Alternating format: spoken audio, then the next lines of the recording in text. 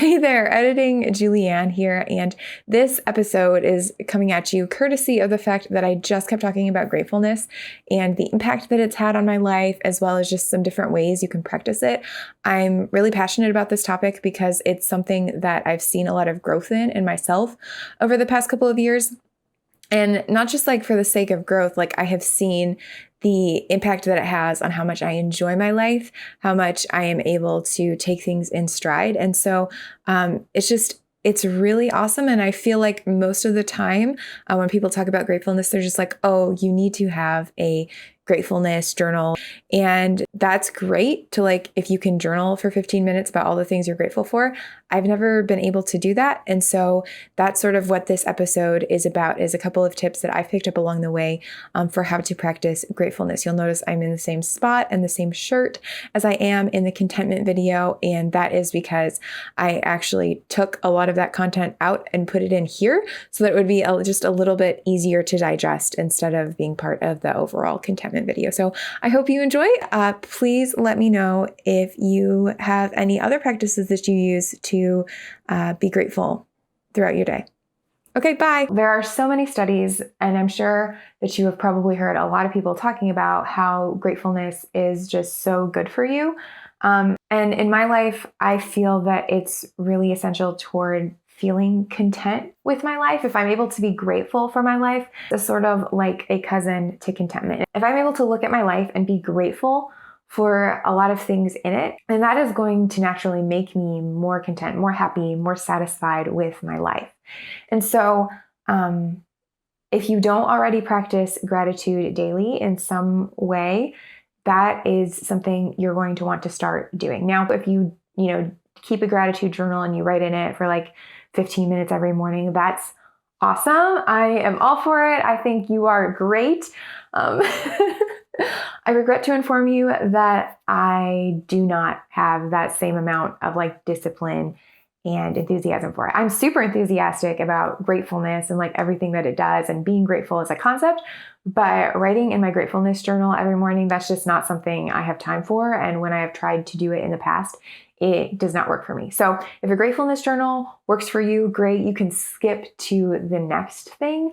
But if you've tried to keep a gratefulness journal and you're like me and it's just not really your thing, I do have a few more ideas that we can talk about. So the first is verbalizing it. I have two practices that I do in my life right now.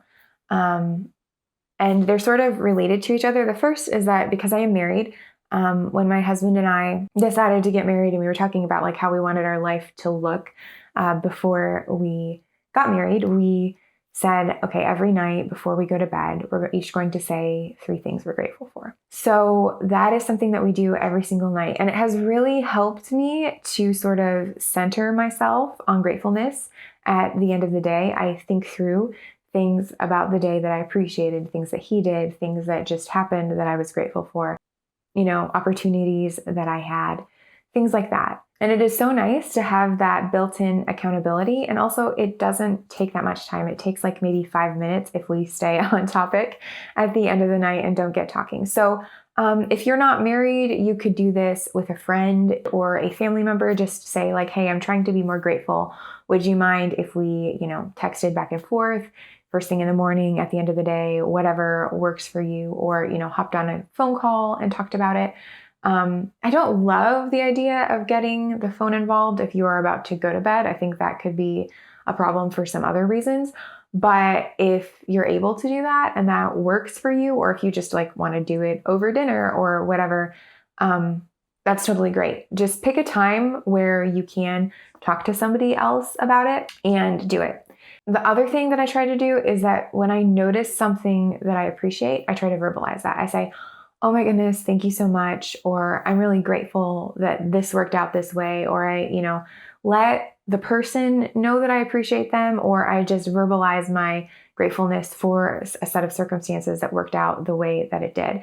And that is something that I didn't know was really something I could do or that I would think about in the moment.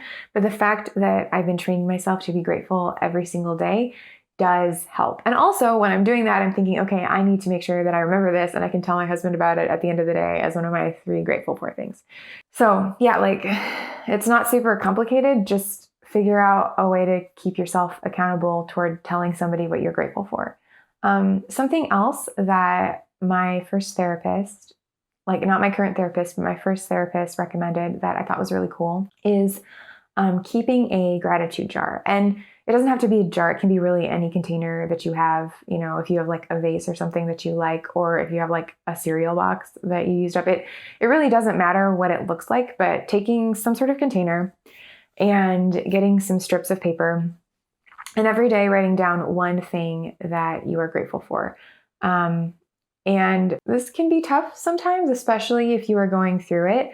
But just making sure that at some point throughout the day, you write what you're grateful for. And if you're having people over and they see the container, you can always have them write something as well, something that they're grateful for. That was something that she suggested. And I feel like that's kind of a fun exercise. And the cool thing about this is when you fill up the container at the end of the month or, however long it takes you to fill that container up, you get to go through those pieces of paper and see sort of the things that you've been grateful for recently in your life. And that's just really encouraging and sort of reminds you of how much of your life you have to be grateful